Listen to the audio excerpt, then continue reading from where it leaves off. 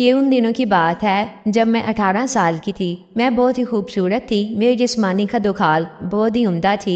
मैं तब स्कूल जाती थी। स्कूल के सब लड़के मेरी खूबसूरती के दीवाने थे। मेरे बड़े भाई लकड़ी का काम करते हैं और वो अच्छे पैसे कमाते हैं। हमारे घर में तमाम आसाइशें मौजूद हैं। भाई की उम्र 27 साल हो चुकी थी और भाई की शादी की डेट फिक्स हो चुकी थी। हम सभी बहुत खुश थे। मेरी अम्मी भी बहुत खुश थी क्योंकि उनके सबसे बड़े बेटे की शादी थी। ये हमारे घर की पहली शादी थी। मैं तो अभी काफ़ी छोटी थी, इसलिए मेरा नंबर भी काफ़ी दूर था। हम दो ही बहन भाई हैं। मैं घर वालों की लाडली बेटी हूँ। मुझे सब खानदान वाले बहुत ही प्यार करते हैं क्योंकि मैं इकलौती हूँ। दिसंबर के आखिरी हफ्ते में भाई की शादी की डेट फाइनल हुई। हम सब घर वालों ने धूमधाम से शादी की तैयारी की। सब ने नए नए जोड़े सिलवाए। मैं भी किसी से कम नहीं थी। मेरे भाई की शादी थी और ऐसा हो नहीं सकता कि मैं उम्दा लिबास ना पहनूं। मैं मेहंदी के लिए सूट लेकर आई और बारात वाले दिन मैंने फ्राक पहननी थी। वलीमा के लिए मैंने लहंगा पहनना था। दिसंबर के दूसरे हफ्ते रिश्तेदार हमारे घर आना शुरू हो गए थे। बाकी सब ने तो मेहंदी वाले दिन ही आना था, लेकिन मामू जान अपनी फैमिली के साथ पहले ही आ गए थे। मेरी अम्मी का एक ही भाई है, वो दुबई में रहते हैं। वो 7 साल पहले पाकिस्तान से शिफ्ट हो गए थे। मेरी अम्मी इन्हें देखकर बहुत खुश थी और खुश भी क्यों ना हो, वो 7 साल बाद अपने भाई से मिल रही थी। मेरे मामू की कोई औलाद ना थी, इसलिए मुझे वो अपनी बेटी समझते थे और मुझसे बहुत प्यार करते थे। मैं बचपन ही से मामू की लाडली रही हूँ। मुझे बचपन में चॉकलेट बहुत पसंद थी और मामू हमेशा मेरे लिए चॉकलेट लेकर आते।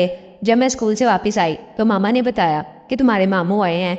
जब मैंने ये सुना तो मैं बहुत ही खुश थी। मेरा भी बहुत दिल कर रहा था कि मैं अपने मामू से मिलूं। मैंने अम्मी से कहा कि कहाँ है मामू। अम्मी ने कहा ऊपर कमरे में आराम कर रहे हैं। मैंने अपना बस्ता उतारा और भागकर मामू के कमरे में चली गई। भागकर मामू के साथ लिपट गई। मैं मामू से मिलकर बहुत खुश थी। काफ़ी देर मामू के साथ बैठी रही, गपशप की। मामू ने मुझे कहा, राबिया तुम तो बहुत बड़ी हो गई हो, देखो पता भी नहीं चलता कब बच्चे बड़े हो जाते हैं।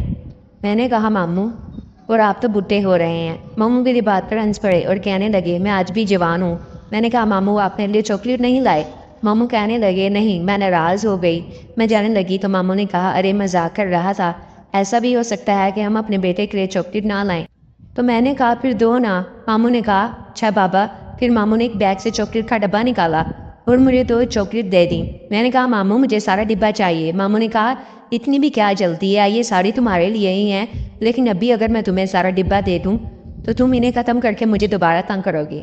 मैंने मामू से कहा बहुत समझदार हो गए हैं। मामू मेरी बात पर हंस दिए और कहने लगे, चलो अब मेरे लिए चाय बना कर लाओ। मैं नीचे किचन में गई और मामू के लिए अच्छी सी चाय बनाकर लाई। मैंने मामू को चाय पेश की और कहा मुझे इजाज़त दें, मुझे स्कूल का काम करना है। ये कहकर मैं अपने कमरे में आ गई। शाम को अब्बू और भाई जब घर आए तो हम सब ने मिलकर खाना खाया। इसके बाद अब्बू और मामू ने काफ़ी देर तक बातें की और पुरानी यादें ताज़ा की। मुझे स्कूल का काफ़ी काम करना था, इसलिए मैं अपने कमरे में चली गई। रात के 11 बज चुके थे और मैं अभी तक अपना होमवर्क कर रही थी। मैं अपने कमरे में आज़ाद घूम रही थी क्योंकि मुझे पता था कि ये मेरा कमरा है, यहाँ पर कोई भी मेरी इजाज़त के बगैर नहीं आएगा। मैंने हल्का सा लिबास पहना हुआ था। मैं अपने काम में मसरूफ़ थी कि मुझे पता ही ना चला कि मामू कमरे में आ गए हैं। वो तो जब मैं बैग से बुक निकालने के लिए उठी तो मैंने मामू को देखा। मैं बेसाख्ता हो गई। मामू तो किसी और ही दुनिया में गुम थे। वो बड़ी दिलचस्पी से मुझे देख रहे थे। मैं समझ गई। मैंने जल्दी से अपना लिबास दुरुस्त किया और कहा आप कब आए, और कहने लगे मुझे तो आधा घंटा हो गया है। मैंने कहा अच्छा। मुझे मामू का ये अंदाज बिल्कुल अच्छा नहीं लग रहा था। वो मेरे मामू थे, लेकिन वो टिकटिकी बांधकर जिस तरह मुझे घूर रहे थे, मुझे शक हो चुका था। मामू ने मुझे कहा तुम्हारे हाथ की चाय पीने आया हूँ, अगर पिला दोगी तो। मैंने कहा जी ज़रूर। मैं नीचे गई और गरम गरम चाय मामू को ला कर दी। मामू ने चाय पी और मेरी तारीफ करते हुए कहा तुम्हारे हाथ की चाय पीकर तो मुझे बहुत सुकून मिल गया, और जाते हुए मुझे एक चॉकलेट दे गए। अब मामू ने अपनी हरकतों को जारी रखा और दिन ब दिन मेरे करीब होते गए। एक दिन मामू ने मुझसे पूछ लिया शादी का क्या इरादा है। मैंने कहा अभी तो पढ़ लिख कर अपने पाँव पर खड़ी हो जाऊं, शादी भी कर लूँगी। मामू ने कहा अगर कोई लड़का पसंद हो तो मुझे बता देना, मैं तुम्हारी माँ से बात कर लूँगा। मैंने कहा नहीं नहीं ऐसी कोई बात नहीं है। मामू ने मेरे कंधे पर हाथ रखते हुए कहा बेटा मैं अभी इस उम्र से गुजर कर गया हूँ, अब तो हम वैसे भी बहुत अच्छे दोस्त बन चुके हैं, इसलिए तुम कोई भी बात मुझसे शेयर कर सकती हो। एक रात घर वाले शॉपिंग के लिए गए हुए थे। मैं और मामू घर पर अकेले थे और घर वालों को वापसी में सुबह हो जानी थी क्योंकि वो दूसरे शहर गए थे। मैं मामूल की तरह स्कूल का काम करने लगी।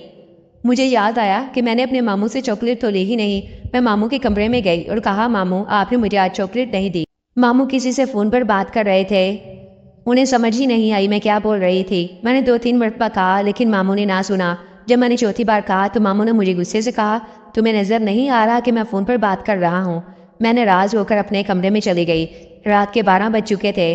मैं अपने बिस्तर में लेटी हुई थी। मामू रात को आए और मुझे मनाना शुरू कर दिया और कहा, मैं तो किसी से बात कर रहा था, मुझे माफ़ कर दो, तुम तो मेरी प्यारी सी गुड़िया हो। मैंने कोई जवाब ना दिया। मामू मेरे साथ लेट गए। वो मुझसे माफ़ी मांग रहे थे लेकिन मेरा मुंह बना हुआ था। मामू ने कहा, चलो चॉकलेट का पूरा डिब्बा ले लो। जब मैंने ये सुना तो मेरे चेहरे पर हल्की सी मुस्कुराहट आई। लेकिन मामू बोले कि इसकी एक शर्त है। मैंने कहा, कैसी शर्त? इन्होंने बताया तो मेरे पैरों तले ज़मीन निकल गई। मेरे होश खता हो गए। मेरे ना करने के बावजूद मुझे पकड़ लिया। और अगर आपको मेरी वीडियोज़ अच्छी लग रही हैं तो मुझे कमेंट करके ज़रूर बताएं और वीडियो को लाइक करना ना भूलें।